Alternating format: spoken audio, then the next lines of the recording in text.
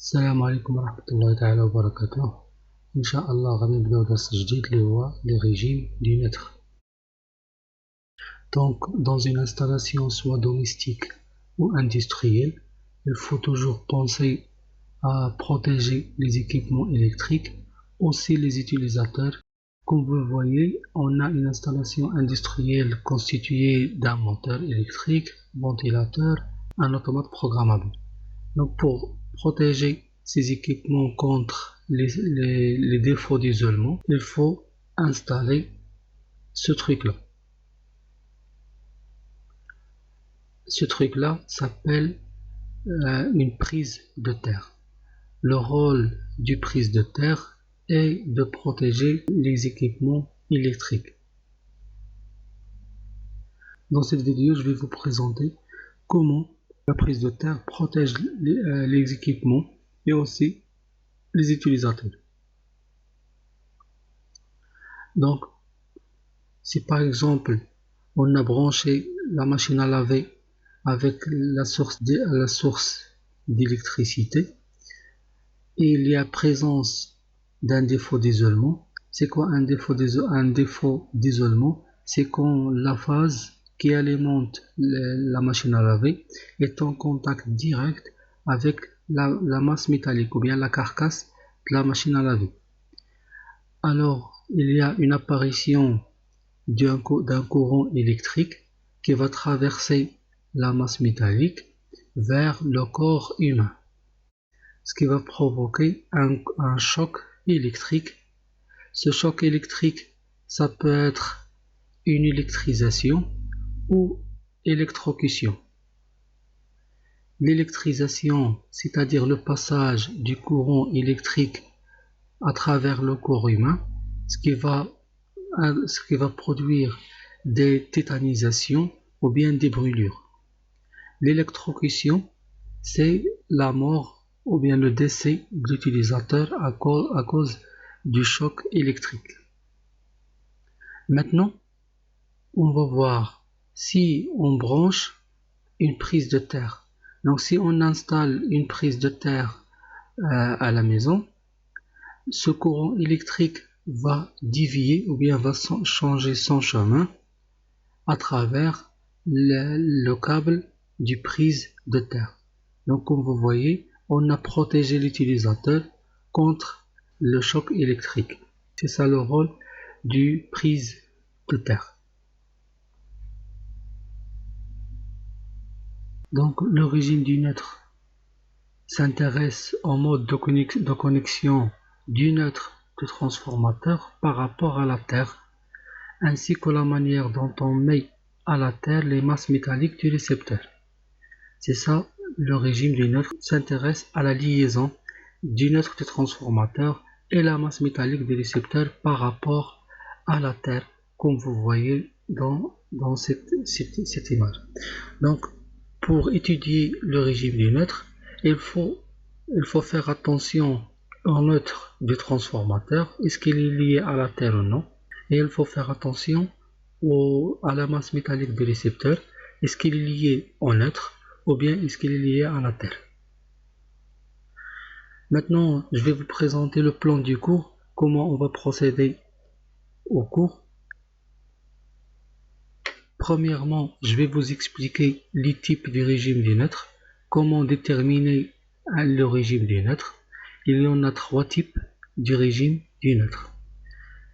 Après, on va déterminer le chemin du courant de défaut, on va le tracer et le calculer, c'est-à-dire trouver l'expression du courant de défaut. Et finalement, je vais vous présenter les types de protection pour chaque régime du neutre. Donc je vais vous expliquer quel est l'appareil de protection convenable pour chaque régime du neutre. On va commencer par le premier régime du neutre qui est le régime TT, avec son schéma de montage. Premièrement, on va considérer un transformateur triphasé qui alimente un récepteur triphasé. Dans cet exemple, j'ai choisi un moteur électrique. et on va voir comment on va brancher ces deux éléments avec la Terre. Le branchement, c'est ça, c'est que le neutre de transformateur est lié à la Terre et aussi le récepteur lié à la Terre. D'où devient les deux lettres TT. Ça veut dire que le neutre de transformateur lié à la Terre, la première lettre T, et le récepteur aussi lié à la Terre, c'est la deuxième lettre T. Donc la prise de terre liée à notre transformateur s'appelle la résistance de prise de terre. Le transformateur il est lié à la terre à travers un piquet métallique. On sait que chaque pièce métallique a une résistance.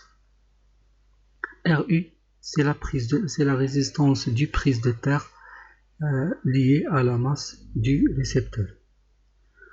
Je vais partager avec vous le lien d'une vidéo qui montre comment installer une prise de terre. Donc, comme vous le savez, que chaque installation électrique peut avoir des problèmes en électricité, comme des courts-circuits et des surcharges. Mais il y a aussi un autre défaut électrique qui est le défaut d'isolement. Le défaut d'isolement, c'est quoi? C'est quand une phase d'alimentation est liée directement au carcasse du récepteur. دونك هنايا باش نشرحها بالعربيه دي فوا في الديور ديالكم كتلاحظوا باللي الا قصتيو لا ماشين لافي او الثلاجه او بيسي بعض المرات كيضربكم الضو. دونك هذيك القضيه منين جات سي كو لا فاز او شي خيط اللي دايز فيه الضو قاس الكركاس ديال الريسبتور ديالكم. هنايا كيكون واحد لو كورون كيتسمى كورون دو فويت. اون فوا كتقيسو الكركاس كيدوز الكورون في لا كور ديالكم. هاد لو ديفو d'isolement présente aussi une résistance qui s'appelle la résistance du défaut. Généralement dans les exercices on la considère négligeable. Passons maintenant aux deuxième étape, c'est de tracer et calculer le courant de défaut. Dans un régime TT, si on est face à un défaut d'isolement, il y a présence d'un courant de fuite qui va suivre ce trajet-là du phase vers le carcasse du récepteur.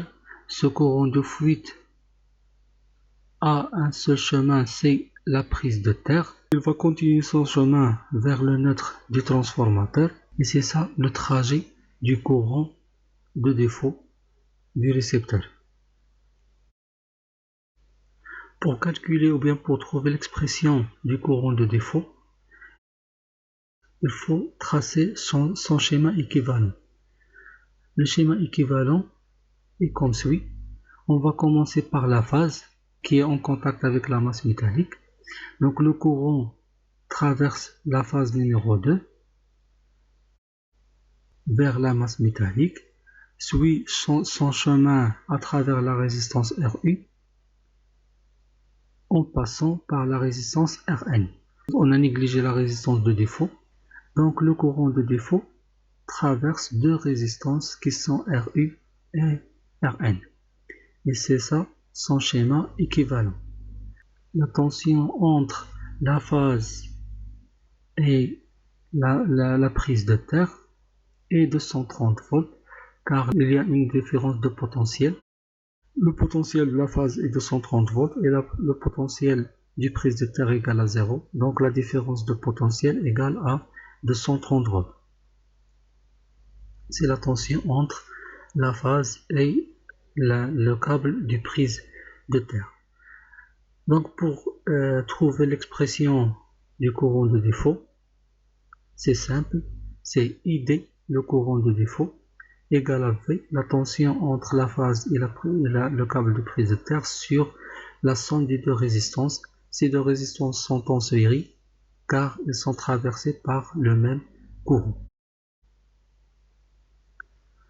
Maintenant, on va supposer qu'un utilisateur a touché la carcasse ou bien la masse métallique du récepteur. Donc, une petite portion du courant va traverser l'utilisateur et le courant qui le traverse s'appelle le courant de contact. Pour qu'on puisse calculer ce courant, il faut tracer son schéma équivalent. Donc, le schéma équivalent est simple. Il vous suffit juste d'ajouter une résistance qui s'appelle RH, R humain, en parallèle avec la résistance RU, car dans cette partie, dans ce point-là, le courant se divise entre le corps humain et la résistance RU. La tension de contact est entre le point de contact entre l'utilisateur et la masse par rapport à la Terre. Donc, pour calculer le courant IC, on peut par exemple appliquer la loi de Norton. IC égale à RU sur la somme des résistances fois le courant ID. Et la tension de contact, c'est la même tension de la résistance RU. Comme on peut calculer le courant ID, si on calcule la résistance équivalente entre RU et RH, puis appliquer la loi d'Ohm.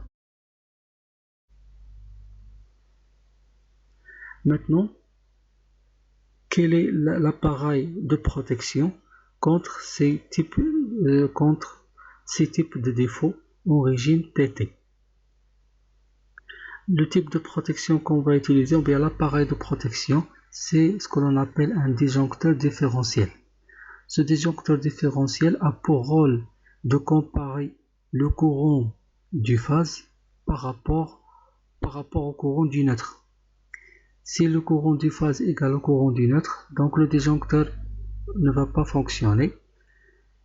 Mais s'il y a une différence entre le courant du phase et le courant du neutre, le disjoncteur va déclencher et il va couper le courant pour protéger le récepteur et l'utilisateur qui a touché le récepteur. Donc toutes les masses protégées par le même dispositif de protection doivent être interconnectées et reliées à une même prise de terre. La condition de protection est I delta N égale à UL sur RU. I delta N, c'est le courant de fonctionnement du disjoncteur différentiel. Il doit être inférieur au courant de défaut. Donc le disjoncteur doit se déclencher avant qu'on arrive au courant, à la valeur du courant de défaut. UL s'appelle la tension de contact limite selon les locaux. C'est-à-dire si on travaille dans un local humide, sec ou bien immergé. RU s'appelle la résistance de la prise de terre des masses. Donc pour calculer I delta N, c'est-à-dire pour régler le seuil de déclenchement du disjoncteur différentiel, il faut faire appel à cette relation.